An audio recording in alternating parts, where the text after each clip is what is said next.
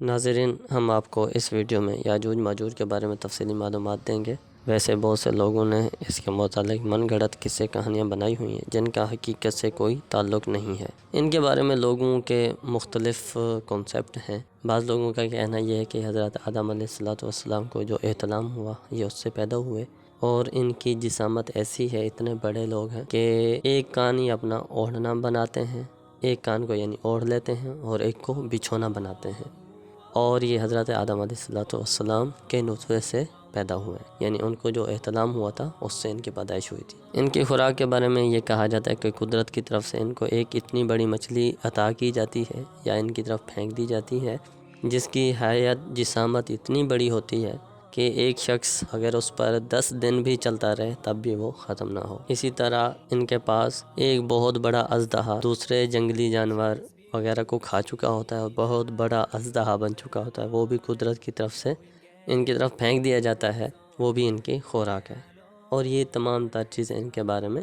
غلط لوگوں میں ان کو مشہور کیا ہوا ہے۔ درست بات یہ ہے کہ حضرت آدم علیہ السلام کے احتلام سے یہ پیدا نہیں ہوئے، اور بالفرض اگر یہ پیدا ہوئے بھی ہوتے تب جب حضرت نوح علیہ السلام نے بددعا کی تھی کہ کوئی کافر یہاں باقی نہ بچے، ایک انسان بھی نہیں بچا تھا، طوفان نوح میں ایک انسان بھی دنیا میں باقی نہیں رہا، تو یہ مر گئے ہوتے، جبکہ ایسا نہیں ہے۔ یہ یافس بن نوح کی اولاد سے فسادی گروہ ہیں، ان کی تعداد بہت زیادہ ہے، زمین میں فساد کرتے ہیں، بہار کے موسم میں نکلتے تو کھیتیاں اور سبزے کھا جاتے اور ان میں سے کچھ نہ چھوڑتے تھے، اور خشک چیزیں لاد کر لے جاتے۔ یہ لوگ آدمیوں کو کھا لیتے تھے اور درندی، وحشی جانوروں، سانپوں، بچھوؤں تک کو کھا جاتے تھے۔ حضرت ذوالقرنین رضی اللہ تعالیٰ عنہ سے لوگوں نے ان کی شکایت کی کہ وہ زمین میں فساد مچانے والے لوگ ہیں، تو ہم کیا کریں تاکہ وہ ہم تک نہ پہنچ سکیں اور ہم ان کی شر اور تکلیف سے محفوظ رہ سکیں۔ اس پر حضرت ذوالقرنین رضی اللہ تعالیٰ عنہ نے ان سے فرمایا کہ تم ایسا کرو، اپنی جسمانی قوت کے ساتھ میری مدد کرو، جو کام میں تمہیں بتاؤں وہ کرو، تم میں اور ان میں، یعنی کہ یاجوج ماجوج اور آپ لوگوں کے درمیان ایک مضبوط رکاوٹ بناتا ہوں۔ تو آپ نے فرمایا آپ ایسا کرو کہ میرے پاس پتھر کے سائز کے لوہے کے ٹکڑے لاؤ۔ جب وہ لے کے آئے، ان کے بعد ان کی بنیاد کھدوائی، جب وہ پانی تک پہنچی بنیادیں، تو اس میں پتھر اس میں جما دیے گئے اور لوہے کے تختے اوپر نیچے چن کر کوئلہ بھر دیا گیا، اور پھر آخر میں اس کو آگ دے دی گئی۔ اس طرح یہ دیوار پہاڑ کی بلندی تک اونچی کر دی گئی، دونوں پہاڑوں کے درمیان کوئی جگہ نہ چھوڑی گئی، پھر اوپر سے پگھلا ہوا تانبا دیوار میں ملا دیا گیا۔ یہ سب مل کر یہ ایک سخت دیوار بن گئی۔ حضرت ذوالقرنین نے دیوار مکمل کر لی تو یاجوج ماجوج آئے اور انہوں نے اس دیوار پر چڑھنے کی کوشش کی، تو وہ اس کی بلندی کی وجہ سے اس پر نہ چڑھ سکے۔ پھر انہوں نے نیچے سے اس میں سوراخ کرنے کی کوشش کی تو اس دیوار کی سختی اور موٹائی کی وجہ سے اس میں سوراخ بھی نہ کر سکے۔ حضرت ذوالقرنین رضی اللہ تعالیٰ عنہ نے کہا کہ یہ دیوار میرے رب کی رحمت اور اس کی نعمت ہے، کیونکہ یہ دیوار اس قوم کے نکلنے میں رکاوٹ ہے۔ پھر جب میرے رب کا وعدہ آئے گا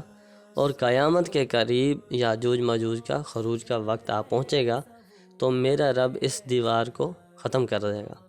اور میرے رب نے ان کے نکلنے کا جو وعدہ فرمایا ہے اور اس کا ہر وعدہ سچا ہے۔ حضرت ابو ہریرہ رضی اللہ تعالیٰ عنہ سے روایت ہے کہ رسول کریم صلی اللہ تعالیٰ علیہ وسلم نے ارشاد فرمایا، یاجوج ماجوج روزانہ اس دیوار کو کھودتے رہتے ہیں، حتیٰ کہ جب اسے توڑنے کے قریب ہوتے ہیں تو ان کا سردار انہیں کہتا ہے واپس چلو، باقی کل توڑ لیں گے۔ حضور صلی اللہ تعالیٰ علیہ وسلم نے فرمایا کہ اللہ تعالیٰ اس سے پہلے سے بہتر کر دیتا ہے، یعنی وہ چلے جاتے ہیں، ان کے دوبارہ آنے سے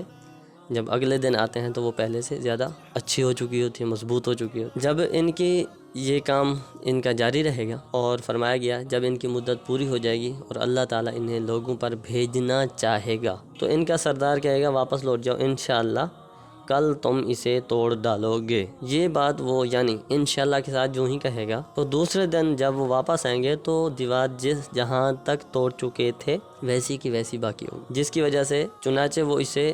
توڑ کر باہر لوگوں پر نکل آئیں گے۔ اب لوگوں پر ان کا نکلنا کب ہوگا؟ وہ یہ کہ دجال آ چکا ہوگا، حضرت عیسیٰ علیہ السلام کے ہاتھوں قتل، اس کے بعد یہ قوم باہر آئے گی۔ اس وقت حضرت عیسیٰ علیہ السلام کا حکم ہوگا کہ مسلمانوں کو کوہ طور پر لے جاؤ، اس لیے کہ کچھ ایسے لوگ زہر کیے جائیں گے، لڑنے کی کسی کو طاقت نہیں۔ مسلمانوں کو کوہ طور پر جانے کے بعد یاجوج ماجوج ظاہر ہوں گے، یہ اس قدر کثیر ہوں گے کہ ان کی پہلی جماعت بحیرہ طبریہ، یہ ایک دریا کا نام ہے جس کا طول 10 میل ہوگا، جب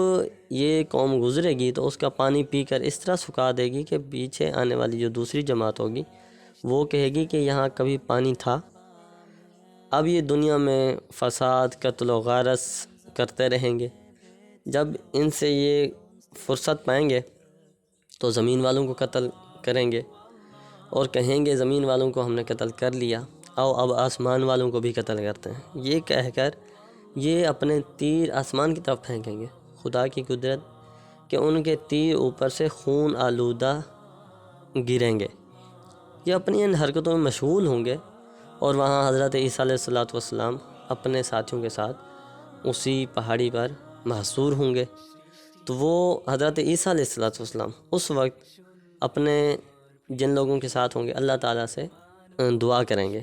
دعا کے بعد اللہ تعالیٰ اس قوم کے لوگوں کی گردنوں میں ایک ہی قسم کا کیڑا پیدا کر دے گا کہ ایک دم میں وہ سب کے سب مر جائیں گے۔ ان کے مرنے کے بعد حضرت عیسیٰ علیہ السلام پہاڑ سے اتریں گے، دیکھیں گے کہ تمام زمین ان کی لاشوں اور بدبو سے بھری پڑی ہے، ایک بالش بھی زمین خالی نہیں۔ اس وقت حضرت عیسیٰ علیہ السلام اپنے جو لوگ ساتھ ہوں گے ان کے ساتھ پھر دعا کریں گے کہ اللہ تعالیٰ ان کی دعا کی برکت سے ایک قسم کے پرندے بھیجے گا کہ وہ ان کی لاشوں کو جہاں اللہ تعالیٰ چاہے گا پھینک آئیں گے، اور ان کے تیر و کمان جو انہوں نے تیر چلائے تھے ان کو مسلمان 7 سال تک جلاتے رہیں گے۔ جب دیوار ٹوٹ جائے گی تو اس دن ہم یاجوج اور ماجوج کو اس طرح چھوڑ دیں گے کہ ان کا ایک گروہ دوسرے پر اس طرح آئے گا جس طرح پانی کی لہر ایک دوسرے پر آتی ہے، اور اپنی تعداد کی وجہ سے یہ ایک دوسرے کے ساتھ ملے ہوئے ہوں گے۔ یہ قرآن پاک کے